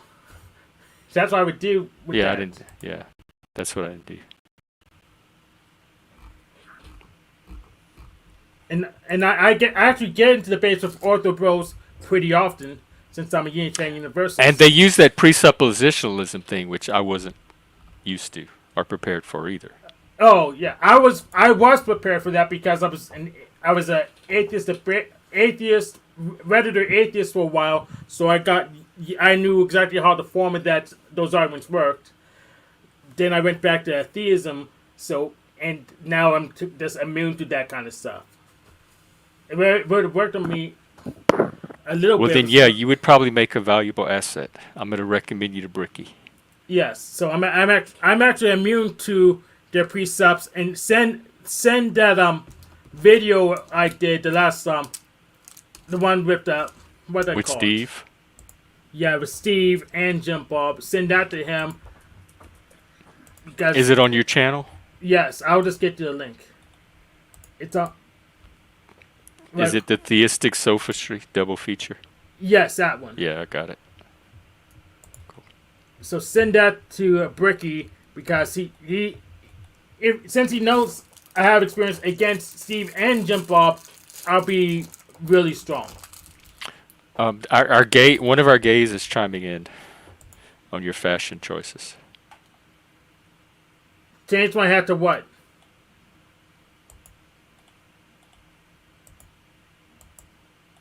Yeah, to what? Which hat? Give. Let's see. What color's your shirt today? Is that like a navy? Yeah, I think it's a dark navy. It's a to me, you could get away with the yellow or the red because it's primary colors. What's the hat in the middle of the white and yellow? So you have to factor in that I'm wearing a black undershirt and black pants. So no, you just kind of doesn't. I mean, he didn't even make a suggestion. So he says whatever you want. He just wants to see any different hat than what you have on. Oh. You have a MAGA hat? That's your problem. If you want to see a different hat, will you come on and wear a different hat? The yellow would it provides some flair to you. You know. I'm wearing a black undershirt and black pants and dark blue. I mean. That's okay. I'm wearing sweatpants with steel-toed boots. And I'm in my boxers as usual. I wear steel-toed boots too. They're black. Oh, let me see. Wait, hang on. Let me see them. Ooh, I like, Hank. Yeah, they're black steel-toed boots. Yeah. So. Yeah, mine are the same. They're that dark brown. Yeah, mine are Tim's even. My steel-toed boots are Timberlands. Tim's. Hey, mine too. Let's hey, see. dude, does your job pay for those? No. Oh shit! I feel for you, man. I think if they expect you to have certain things, that should be a certain type of benefit. Well, maybe Trump will change that. Well, some jobs do that. They don't give you everything, but if they like wearing labels and stuff like that, not everybody's going to give you like labeled clothing to flex the brand. But if you are expected to maintain a safety, even if you have to go get it on your own, there should be some sort of compensation because it's like, I have to have this. You know, OSHA says I have to have it, so you're telling me I have to have it. I can do the job, but you know, Why No, should my salary be inflicted with the mandates? You know what I mean? well, here's I'm the not saying issue. people should do without it. I'm just saying, hey, pay me tax free or just throw boots at me. You know what I'm saying? So here's the way I think of it. They're not mandatory. I could technically work without them, but then I'm risking losing my feet due to a very heavy package that Oh I yeah. had to move around. So when I do the calculations, it's better for me to just pay for out of pocket than to take the chance of losing my feet because I want free boots. No, I Some got jobs you. I've had, they take your uniform out of your paycheck gradually over a certain amount of paychecks when you first get hired. They'll take like $20 out of each paycheck over 3 or 4 paychecks, but then they provide you with the uniform. Yep, some places do that, and I've been at those types of places before. Um, But you're but still I'm paying for it. I'm not at that type of place anymore. You have to provide your own material, your own No, uniform. everything is if you have to get it on your own, there's a voucher. Oh, Otherwise, you can go through them. Not to mention that not everything, but as far as like the label stuff, like I mentioned, like okay, you want to wear a t-shirt at work. It's summertime. You know, they'll toss you a t-shirt, and they give them out so often. It's like okay, you know you're going to get dirty at work, and you don't want to wear the stuff that you actually paid for. Well, the stuff that they give you was meant for you to like wipe your hands on it. It's a work shirt. You know what I mean? That's how I feel about it.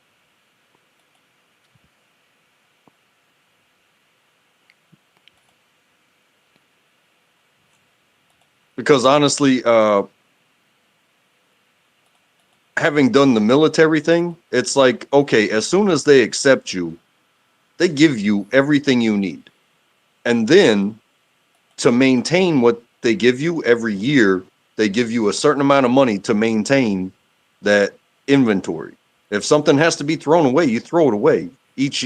Something's not going to go bad, and in normal conditions, so quick that next year you're not going to get your like $450 and be able to get 4 brand new uniforms. You know what I mean? so they take care of their people.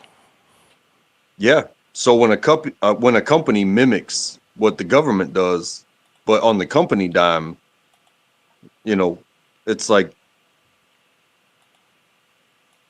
Do you think that gets passed on to the consumers? Yes, any chance they can. Corporations want business to lose money, including the not for profits.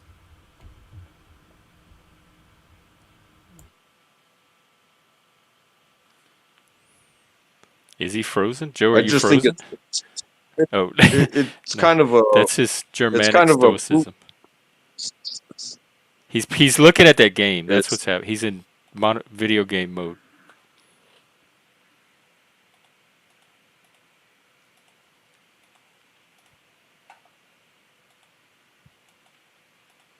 Sometimes that happens on these panels where people are all staring at other screens, but it just looks like we're talking to each other.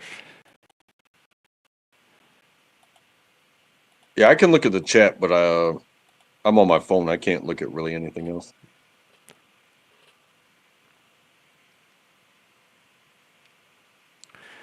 Well, I said I would shut it down after 2 hours. We got 20 minutes to go, unless I get my super chats, unless I meet the super chat goal. So I think I'll prepare to do that. I'm gonna go watch this Among Us movie in Discord. Yeah, but Alan, talk to him about the hat. I know I'm right about this, but he resists it for some reason. He has a military hat that I think enhances his look and his chances. But maybe it's just not comfortable to wear or something. At least when you go out, you should consider popping it on. I think we have lost Joe to the submarine, and he's on mute. Unless he's talking to the other players in the submarine. No, I was doing the training thing on my own. Oh, Um, uh, I mean, I do have that patrol cap. I just don't usually go for it because it's not a habit. you want to put it on and show Alan? He has a good eye for I mean, I that guess.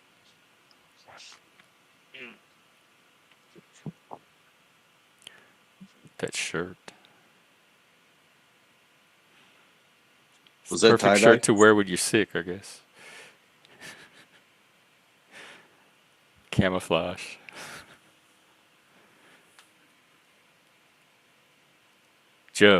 Alan, tell me. Tell me he shouldn't be working that hat, especially when he has his military fleece on. Stuff like that. Here, do a little side model. Look. Hey, I think the ACU was the absolute worst camouflage they ever came up with. Yeah, truly awful. Would have loved I to have wore gotten it a during, multicam. and then they came up with the after one that it became like it's super popular. But the ACUs, it felt like wearing a paper mache uniform. Like anything would tear that shit apart. Oh, it was the Mhm. material itself. Well, the pattern sucked. It faded really, really, really fast because they designed it as a wash and wear rather than something that was like durable and either cotton or even the previous alternate materials. The summers were better, but they made those ACUs and they were so thin they faded fast and then they would just rip apart. Oh. Mhm. What do you prefer? The old timey kind that I grew up with, like the jungle camo. Yeah, I came in. I was in 2003, and so that stuff that was in the 90s.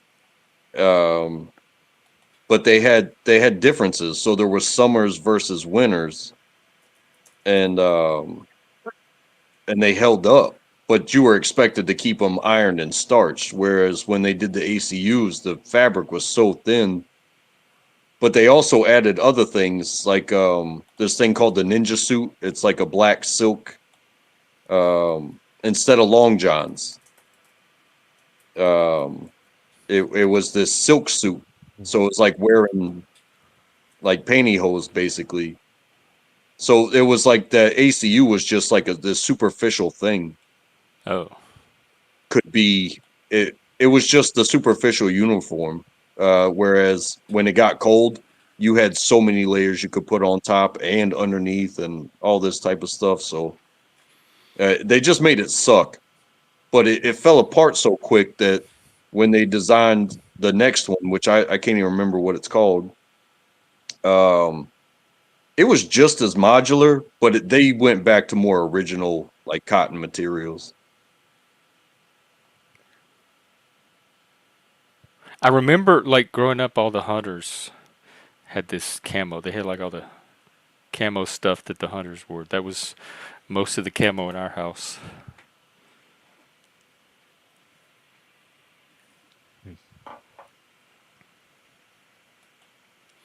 He Yeah. does blend, except for that shirt. When he has his army fleece on, it's a more cohesive look.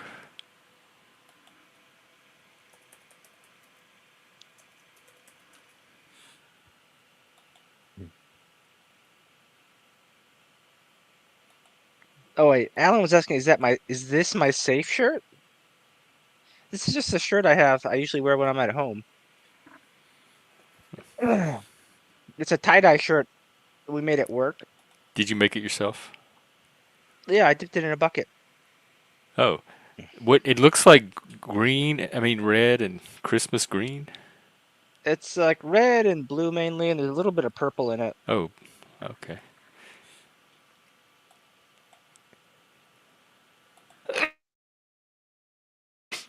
I might be catching something too, Joe. Hey, Yeah, bless you you. caught it And from. I don't interact with near as many people as you do. Yeah. There was something on that mailbox when you put your ballot in. You Maybe should have so. washed your hands before you picked I your did nose. touch. You're right. I did touch all over it. I never think.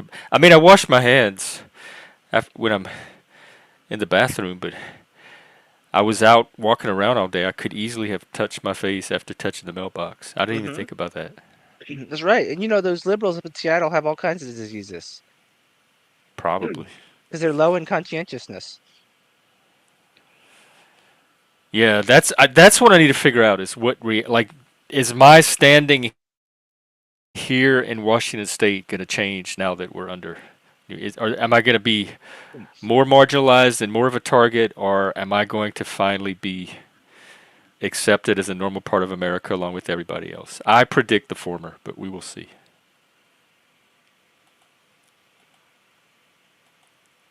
Shameless, did you just refer to snot as lung butter?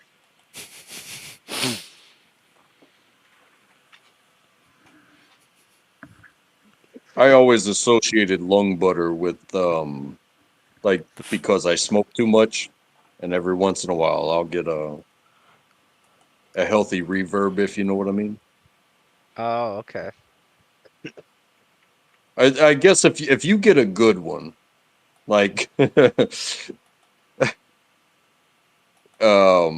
yeah, I guess it would all be considered the same because sometimes you really get something out that really wants to be out of you. Like your body wants whatever's in there, especially when you're sick. If you could, if it's like a bite of food floating around your mouth, you definitely need to spit that out. You know what I mean? Mm-hmm. Oh, that's another thing that used to help me with Cole's Joe. Towards the end of the Cole, Mm-hmm. that Mucinex, once that starts coming out and loosening up, that would seem like it would keep it flowing better and make it easier to expel. And then if it was sinuses, I would do the warm salt water up the nose and flush it all out of the sinuses. Want to clean out your sinuses? You go into a gas chamber. I just did a bowl of salt water in the microwave. Distilled like Yeah, a pure water, trackable not nose. tap water, but Yeah. pure grocery store water. Mm. Oh, vitamin Yeah, D3. the gas chamber is actually a funny story. I Mm-hmm. don't know if it was the same way for you. Um, but we ate lunch before, Oh. and it was chili mac, Oh. Oh no. and I No. On personally didn't purpose? have I Did didn't they? have a problem with it, but apparently they do that on purpose because they call that sidewalk that leads out the back door Chili Mac Road. I didn't have a problem. Yeah, it sucked, but I didn't have a problem. But there was enough enough of it people that did have problems. But it's Well, straight not. up like hot sauce in your face, you know what I mean? Oh my god. Yeah. Basically, it's On your it's quite skin. dreadful. It burns your skin. They use they use dummies for the medics in the gas, Mm-hmm. right? Because they're trying to save people in the gas for their treatment. But then they take those dummies over to us that are just a bunch of losers trying to get past uh, first aid, buddy aid, stuff like that. And you're sitting there trying to give mouth to mouth to this dummy that went through CS gas, and it's like, oh wait, why am I burning all over my body right now? Yep. And it's not the worst burn, but it is seriously like just a secondhand. It's like annoying, just like what the fuck. I brushed up Yeah. against something that. Did you feel it like along the seal of your mask? I felt the burn like right along the seal of my mask, like right there, like where it was sweaty, um, but not getting in. That's where I felt it most. And then I started to feel it in other places. And my Yeah, I my think problem I was, felt it just about everywhere, but a lot of the feeling came, I guess, after the rush. Like once you got outside, you calmed down. to me, that's when it really started to irritate my skin. Because, you know, you got to do the mask on, mask off, and sing and tell all your information and then reseal your mask type of thing. The skin burn for me didn't come until I was outside, and it was like, oh God, it's still on me. It's still on me. It was just that annoyingness. But when you're sitting there trying to breathe and sing and all that shit, it was tough. But I guess I was already a smoker, and I wanted to get out of there. So you do it right the first time. Yeah. For me, well, I got gas in my eyes, and I was like blind for like 20 minutes. So I had to have one of my battle buddies like guide me around to like where we waited. And then once it like, I don't know, I guess I like cried all the gas out of my eyes or whatever. I could see again. Yeah. Yeah. And that really makes me feel for like the MPs too, because for them to be equipped with something, like they have to go through it, like the less than lethal, the pepper sprays, the tasers and stuff. I love watching those videos because I didn't have to do shit. Yeah, it's Like you interesting get how they sprayed develop like an immunity. pepper, and you got to run an obstacle course with bear spray in your face or some shit. I don't know, it's crazy. But it makes sense because if you spray it as like a defense, it's a spray. It's in the air, so you're still gonna have to fight through that shit anyway. Mhm.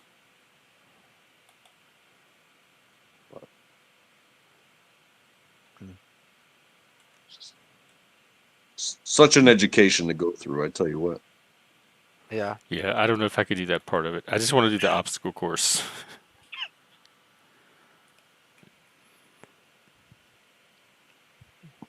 Yeah. Oh no, the training was honestly the best part of it. It's the What about years all the after. people yelling at you, like yelling in your face? I wouldn't do well with that either. I don't know, man. It's it brings out so much emotions. It's like I could tell a different story for each emotion I have about what I went through during that time, you know? And that's why I say like the school was probably the most fun because everything was brand new and you just wanted to graduate and get out of there. But then you have 6 years of just doing a job where you basically still have no freedom, but at least nobody's yelling at you anymore. You know what So I the mean? yelling stuff is only during training, but they don't treat you like that the rest of the time. I wouldn't even say it's yelling. It's just like imagine if you are outside talking to 70 people that are spread double arm interval. That's a lot of space. And so drill sergeants talk loud because they don't like to repeat themselves. And ain't nobody gonna raise their hand and be like, what was that? I can't hear you back here. I You know would what I be, mean? I'd be like, huh? I didn't catch that. Can you say it again? But I that think I means think I that have they too much will talk sass at, for them. yeah, that just means that they will talk at the same volume that they are talking to 70 people in an open field that they will 6 inches in front of your face, right in front of your bunk. Because But they it's when still they like want come up and everybody haze the to soldiers and hear. harass them and try to toughen them up. Uh, I didn't see any hazing. Things were But loud. but do you know, like, do they stand in front of the individual recruits and yell in their face to break them down? That type of stuff. I never saw anything that was untowards, but yes, things got loud It's not in the people's volume, I faces. think, but how it's directed and Right. the And, you intent know, I of it. can say by all If they're just hollering technicality, out instructions like move left, move right, do jumping jack, I don't have a problem with that. If they're in my face saying you piece of shit recruit, you're gonna do this, that we're gonna have a problem with. See, I'm already getting escalated. I gotcha. And you know what? I'm not going to say that everything is all peachy, but at the same time, their job is 100% to gain your focus and get They your don't have to do all response. that. I can give them that without all that.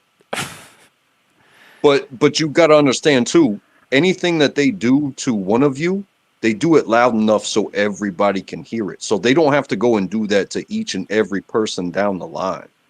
Because if I chew you out for an infraction, yeah, I'm going to be impartial and honest. And I'm going to even run you through the steps again. I will do it as many times as I have to, and I'm going to stay loud because I'm not just teaching you. You just wound up being the example for everybody else. And if you can make it through that, you just saved all your teammates. But if you have a problem, you're going to do push-ups until I check another teammate, and I'm going to run them through the exact same thing. You just have to maintain yours and understand that this is education.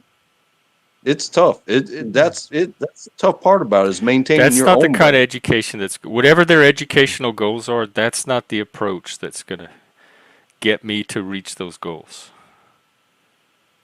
That's what's different about the military.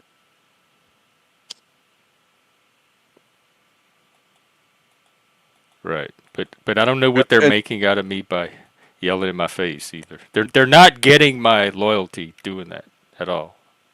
It's not well, making me I was trust them even more. It's not making me more loyal to them as superiors. I was thinking about this today for some random reason. Maybe it was the election and stuff like that.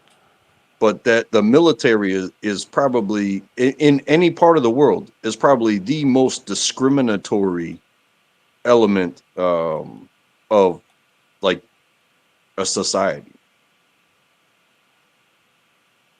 Like in filtering out. I because think it filters out both ends of the curve, though. I would get filtered out on the other end. So I think and it it's not works for well for all people in the middle that are amenable to that approach. But I just would not be one of those people. I And think I what think they that would say be is like true for a lot of like neurodivergent people that have different norms and needs. it's something like at any given time, like 1% of the population is military. 1%. So it's selecting for a certain type to begin with. And if you're not that type, then you're not going to make it through that, And it's like yeah. respond to that approach.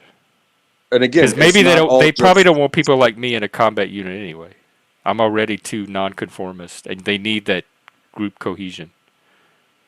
I mean, I think if you could get through that initial hardship and integration into um, basically the company, you would be smooth sailing, you know, doing a job that would be fit for you, because the military does have medical people, mental health counselors, all different types. Um, in like talking about that, but that, you know, they got paper pushers, they got finance people, they got supply people, they have cooks for some reason. You know, I'm thankful for my service, but But they all have because to make yeah, it through that. oh yeah, everybody does the same thing on daily. Because I would be You show analyzing the psychology of it. Like, why is he yelling at me? If he's trying to get me to do this thing, I could tell him 10 other different ways he could be doing it if that's truly what he's trying to get me to do. I'm being used as a prop for some other agenda related to all these other guys. It's not directed to getting me educated on whatever he's trying to educate me to do. I would be too aware of all of that, and I would be analyzing it in my head the whole time. and that's kind of the point, is that so many people are so different that do fit the qualifications. Everybody's got their own personality. Everybody's got their own background. You know, you have physical people that were like high school athletes, and they can ace everything that the army or whatever branch can throw at them. But you know what? They don't like being told what to do. Yeah, I'm one of those Well, people. the I could even do person the might obstacle course. they might become the lesson for everybody else. Either that drill is going to break that person into doing what they're told to do and understanding consequences based off of their attitude, that the people that already know how to do what they're supposed to do, they're already doing it. Whereas on the other end, somebody that knows how to, respond to every single thing that they're, hollered at, but, maybe they're a bit slow. They're going to get yelled at, or, there's going to be loud voices while they're running slow because we're trying to pick your feet up and put them down as fast as we can. And there has to be, like, it's that bell curve. You know what I mean? Right. You don't I have to be never the I best. never do well in the middle of that curve. And I understand things like speed up or go faster. That's all they have to say. They don't have to do the psychological like yelling tactics to get me to do it. Yeah, but then when there's those other loud noises, because we hear those, it's the military. You're put through, it's not just the voices. There are so many loud noises. And it's So not the many loud noise. It's not the volume and the noise doesn't bother me at all. I'm from New Orleans and Mordecai. I'm from loud places, and I'm loud myself. It's not the volume. It's the intent and emotion behind the volume when they're yelling at me specifically in my face. I'm not talking about when they're just yelling out drill instructions or they're yelling speed up or whatever. I'm talking about where they single me out and pull me aside and like, I told you to speed up, recruit. I'm going to make an example of you so all the other recruits can learn. You're not going to slow down on my team, motherfucker. It's that stuff. It's when they single me out to try to teach me something in particular as an example for the rest of the troop. It's not about loud noise at all. I got you. It's the I mean, I do. psychological tactics. I'm too aware of what they're doing. And they're the wrong ones to use on me because they're not going to work. And it's going to have a negative effect than what they're trying to do with those tactics. And we're both in our 40s now, but the majority of people that go through this, we are children trying to figure out what the fuck we're supposed to do with ourselves. Oh, yeah, I'm not Well, a child. So maybe that's part of it, too. At that time, we don't have really any education. We don't have any paths. We don't even know why we're here sometimes. But hey, if I have to do this, if I have to put up with this guy screaming in my face to get to what I signed up to actually get paid for, you know, um, I don't know what to tell anybody. I just did what I did. I stood there and took it. Like, Yeah, that the, Jeff. Joe, have you checked out Mel Pandora? She's British. You should try her panel one day. I think there's way more women that hang out there. Who? Mel Oh, Mel. Pandora. I've just here. I'll drop her link in the back. Because I like her panel, and sometimes she even does men's mental health panels. She streams just about every day and does different topics, but I find it hard for me to be able because it's very female or like it's female values. It's mostly female panelists, etc. So if you're looking for ladies, you might fit in. Like you might be able to fit in better there than I can, and so that's a way for you to interface with females from the panelverse. Because like most women don't come here, and if they do, it's the outliers. But Mel Maybe. Pandora's panel might draw. Like most of the channels I hang at, like I know of, like Flow State, Machine Lies, even Jack Talcott, etc. Verbal Combat. Those are going to mostly draw men. But I just realized that Mel Pandora's tends to mostly draw women, or it draws a higher proportion of women. But it's similar to what the other channels are doing in the panelverse. hey Jeff, I know you said that you were trying to keep it at 2 hours, and I've really enjoyed being here tonight. And thank you for having me as always, Joe. I hope you feel better. I'm gonna go ahead and say goodbye. You too, All right. Untrackable. See you later, Same Untrackable. here. Hey, And you Joe, guys I take hope care of you feel better yourselves. too. Okay, Thank you. we'll see you again. Yeah, I didn't get my super chat, so I'm gonna wrap up. I have to learn to stop giving it away for free. So this is good There you training. go. I'm gonna go watch Among Us in the Discord. It's a 45-minute cartoon movie, I guess. And oh well, yeah. Do you know about Kendra G? She does live speed dating. Oh, And, really? yeah, you go. She's check her out first and see how you're gonna do with her. She's very she's very much down to business. But you go on her channel, she has a huge audience. It's like 257,000 people, and you give your little pitch, and then she asks you some questions about yourself. What are you looking for? What kind of lady, etc. And then her audience can write in and respond, like, "Oh, I saw Joe on your show. I'm interested in talking to him, etc." She's like, it's like a dating profile matchmaking type thing. Interesting. They're trying to talk me to go on there. They wanted me to do it when I had my antlers, um, to go look for a satanic daddy. Gotcha. But Looks she's like she very gets, efficient. You might she appreciate gets her efficiency. looks like she gets all kinds of people on her show. Looks like it's mostly Yeah. black people, but hmm. I don't know. They tell me it's all kinds. Like it's there's she has a large black audience, but it's not just black people. Like anybody can go on. So that's another option too. It is a Mel white and dude. Kendra G. I forgot about those. Okay. What are you gonna go nurse your cold and play I guess barotrauma so. or something? I did fiddle around with barotrauma. I might need to be coached on it to see like what the point of it is. Well, talk to Notlaws. He was the captain. I was pretty disappointed in the training that I got. He pretty much threw me on the ship and said, "You'll do fine. Do all this stuff."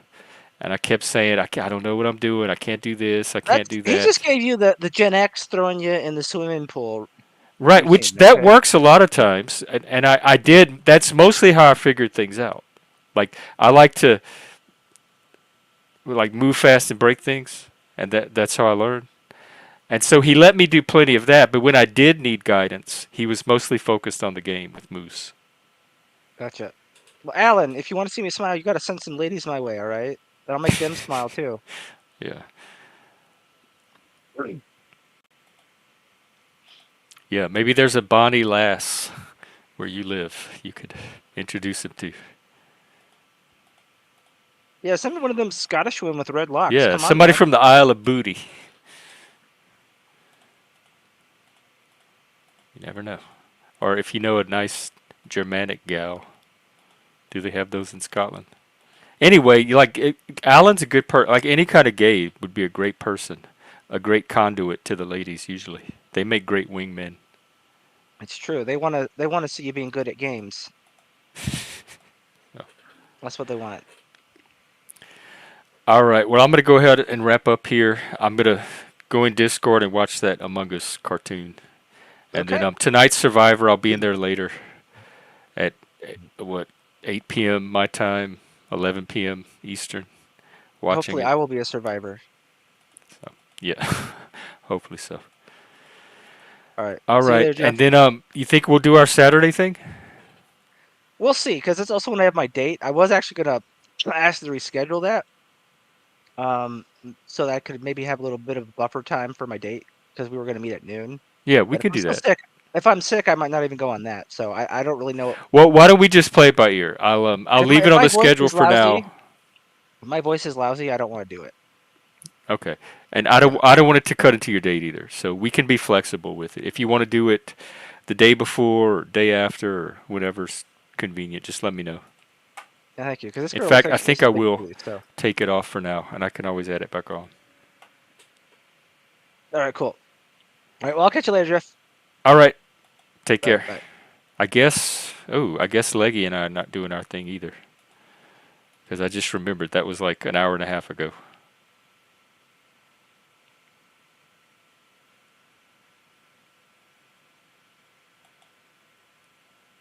Oh, wait. Was that for today?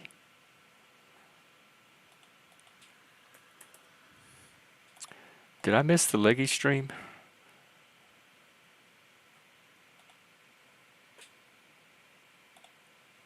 Yeah, I did. But so did Leggy. So I guess we'll postpone that music stream to next week as well. I'll get that rescheduled. I didn't realize that was going on at the same time as this. Oh, you know what?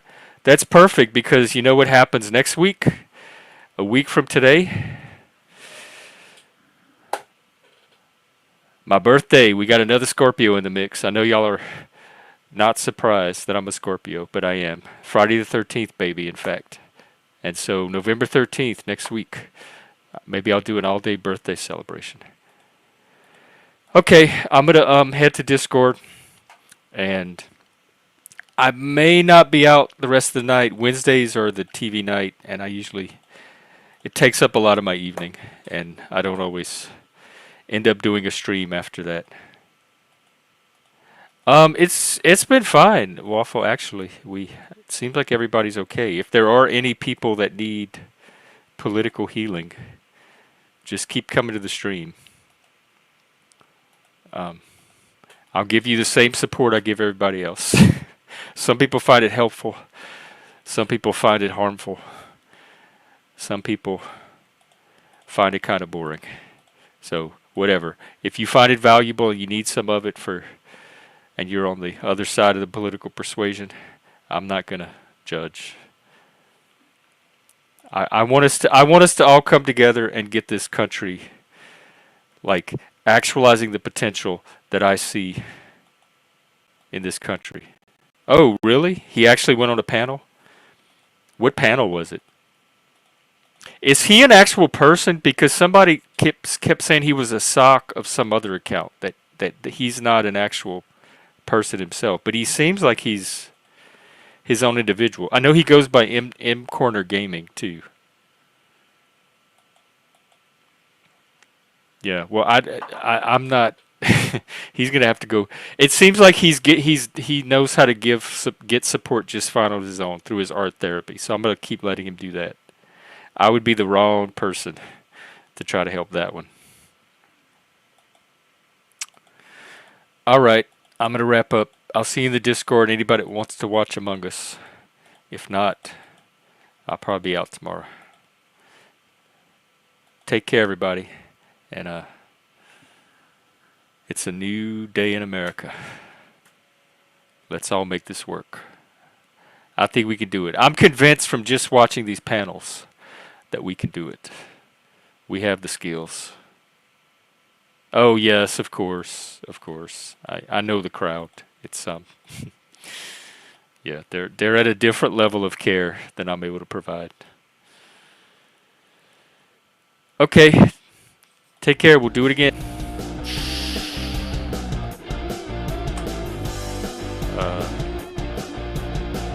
Let the healing begin. Let the helling begin, and the healing. Take care.